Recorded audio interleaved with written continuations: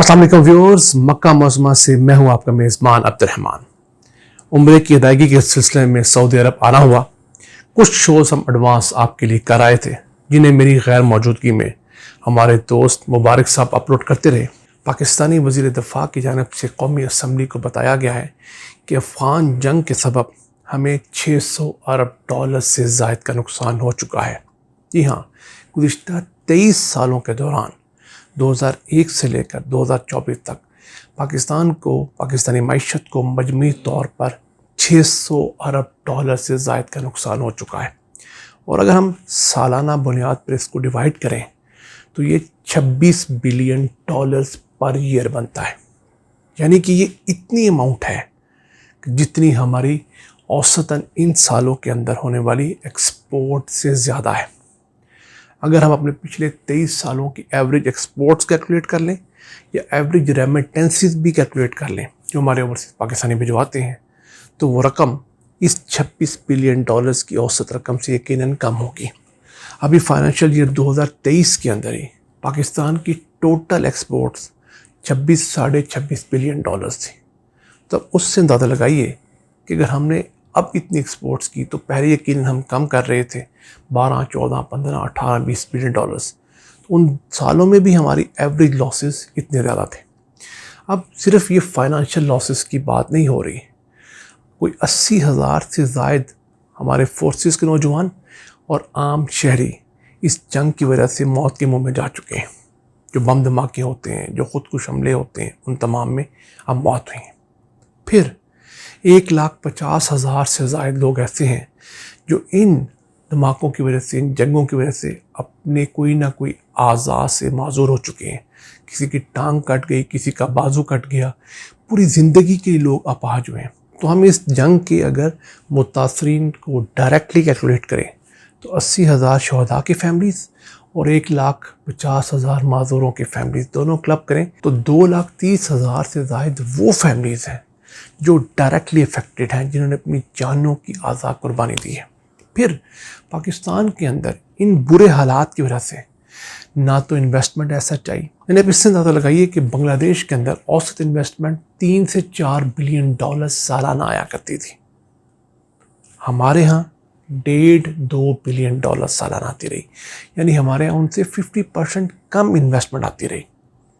वो इन्वेस्टमेंट को लॉस पे अब डाल लीजिए, इसमें इसी 600 बिलियन डॉलर में कैलकुलेट किया गया यकीनन। फिर टूरिज़्म की वजह से जो हमें लॉस हुआ, यानी कि जो टूरिस्ट ने पाकिस्तान आना था, फॉरेन टूरिस्ट ने यहाँ पाकिस्तान में स्पेंडिंग करनी थी, यहाँ की इकॉनमी बेहतर होनी थी, वो टूरिस्ट नहीं आई। 1 बिलियन डॉलर्स की कम से कम टूरिस्ट की इंडस्ट्री होती है अगर ये जंग हमने अपने सर ना थोपी होती। ये इंडस्ट्री इस वक्त 200-250 मिलियन डॉलर से कम की है। इतनी कम तादाद में खौफ की वजह से बाहर से टूरिस्ट नहीं आते। अब ये जो जंग शुरू की थी अमेरिका ने, इसे 20 सालों के अंदर अमेरिका को समेटते समेटते 8 ट्रिलियन डॉलर्स लगाने पड़े हैं। जी हाँ, अमेरिका ने 8,000 बिलियन डॉलर्स अफगानिस्तान और इराक में खर्च किए हैं और दोनों जगह से वो हार के निकला है। जानी नुकसान तो कम हुआ यकीनन, क्यों? उन्होंने मुसलमानों को, इराकी शहरियों को, अफ़गान शहरियों को आगे रखा हुआ था, लेकिन फाइनेंशियल लॉस उनको हुआ। अमेरिका इस वजह से बच गया कि अमेरिका के पास डॉलर छापने की लीगल मशीन है। अमेरिका जितने डॉलर छापना चाहे वो छाप सकता है और इसलिए कहा जाता है कि गुज़िश्ता 4 सालों के दौरान इस कदर डॉलर्स की प्रिंटिंग की गई है कि इस वक्त दुनिया भर में जो डॉलर्स अंडर सर्कुलेशन है उनमें से 80% डॉलर्स वो हैं जो पिछले 4 सालों में प्रिंट हुए हैं। उससे पहले के प्रिंटेड डॉलर्स की तादाद सिर्फ 20% है। अमेरिका को चूँकि पूछने वाला कोई नहीं, तो अमेरिका का जहाँ खसारा होता था, अमेरिका अपने डॉलर्स प्रिंट करके मौज उड़ाता था। फिर अमेरिका को एक और इनडायरेक्ट फ़ायदा भी हुआ कि उसने जो असला बनाया था वो इस जंग में बदकिस्मती से प्रैक्टिकली यूज़ किया, उसे रिफ़ाइन किया। अब दुनिया को बताता है कि जी हमारा ये जो असला है ये वॉर टेस्टेड है, यानी हमने इसको बाकायदा जंग में टेस्ट किया हुआ है, सिर्फ लेबॉर्ट्री के अंदर ट्रायल बेसिस पे टेस्ट नहीं किया है और उस टेस्टिंग के बाद हमने इसे बेहतर किया हुआ है। तो वो जो हर साल 300-400 बिलियन डॉलर्स का अमेरिका दुनिया को असला बेचता है, एक्सपोर्ट ऑर्डर्स पकड़ता है, वो अमेरिका को इनडायरेक्ट फ़ायदा हुआ। फिर और बहुत सारे अमेरिका ने बेनिफिट भी उठाए। नुकसान में कौन रहा? नुकसान में हम रहे जो उनके हमसाए थे। फिर हमने पहले इस जंग के अंदर शमूलियत इख्तियार की, फिर हमें पता लगा कि हम पूरे के पूरे इस आग में जा चुके हैं। हमने फैसला किया कि ड्यूरिंग लाइन जो पाकिस्तान और अफ़गानिस्तान का बॉर्डर है, इसको मुकम्मल तौर पर बाड़ लगाकर, जंगले लगाकर सील करना है। तो वैसे इस ड्यूरिंग लाइन की टोटल जो लेंथ है वो 2640 किलोमीटर है। उसमें से 2611 किलोमीटर यानी 98% लेंथ के ऊपर हम लोगों ने ये रेजर वायर्स के ज़रिए बाड़ लगा दी हुई है। इस पर हमारा ख़र्चा 532 मिलियन डॉलर से ज़्यादा आ चुका है।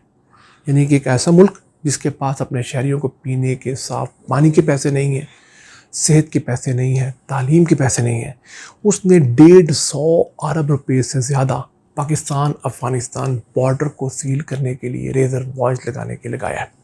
कुछ 1300 से ज़ायद कले बनाए गए हैं इस बॉर्डर पोस्ट के ऊपर, चौकियाँ बनाई गई हैं ताकि मूवमेंट को रोका जा सके, और सिर्फ 8 क्रॉसिंग पॉइंट्स और ट्रेड पॉइंट्स छोड़े गए हैं, जिसके ज़रिए अब बाकायदा लीगल जो ट्रेड है वो होना शुरू हुई है। अभी भी इन तमाम चीज़ों ने दहशतगर्दी को कम नहीं किया है, सच कुछ उसके अंदर वक्फा ज़रूर हुआ है, स्लो ज़रूर हुई है। लेकिन आप सिर्फ ये देखिए कि परवेज़ मुशर्रफ का किया हुआ वो काम आज हमें कितना महंगा पड़ रहा है। उस वक्त अगर परवेज़ मुशर्रफ स्टैंड ले जाता, कुछ बेहतर निगोशिएट करता, तो ये 600 बिलियन डॉलर्स का नुकसान ना होता। ये वो रकम है जिसने पाकिस्तान को आज ट्रिलियन डॉलर इकॉनमी बनने से रोका हुआ है। यानी 380 बिलियन डॉलर्स की इकॉनमी तो वैसे ही हर साल की 600 बिलियन डॉलर्स ये डाल लीजिए, तो हम इस वक्त 1 ट्रिलियन डॉलर से ज़ायद की इकॉनमी होते अगर हमारे यहाँ ये जंग शुरू ना हुई थी। फिर क्या हुआ? हुकूमत को, हमारी रियासत को हर इम्पॉर्टेंट इंस्टॉलेशन की सिक्योरिटी के लिए उसके गिर्द बड़ी बड़ी रेत की दीवारें बनानी पड़ी, ऊंची ऊंची फसीलें बनानी पड़ी। यानी थानों की बिल्डिंग्स के इर्द गिर्द अमूमन चार दीवारी नहीं होती थी, अब बड़े बड़े कलों में कन्वर्ट किया गया। जो छावनियाँ होती थी वहाँ पर सिर्फ रेजर वायर लगा के काम चलाया जाता था, वहाँ पर ऊंची ऊंची फसीलें बन गई। इसके अलावा स्कूलों की सिक्योरिटी कॉम्प्रोमाइज़ हुई, अस्पतालों की सिक्योरिटी कॉम्प्रोमाइज़ हुई। उसे बेहतर करने के लिए बिलियंस ऑफ ट्रिलियंस रुपीस लगे। तो वो कॉस्ट अगर कैलकुलेट की जाए तो शायद हम लोग 1 ट्रिलियन डॉलर से ज़ायद का नुकसान सिर्फ उस एक गलत फैसले की वजह से कर चुके हैं। उम्मीद करते हैं कि पाकिस्तान अपना ये केस दुनिया के किसी ना किसी फोरम पे ज़रूर लड़ेगा।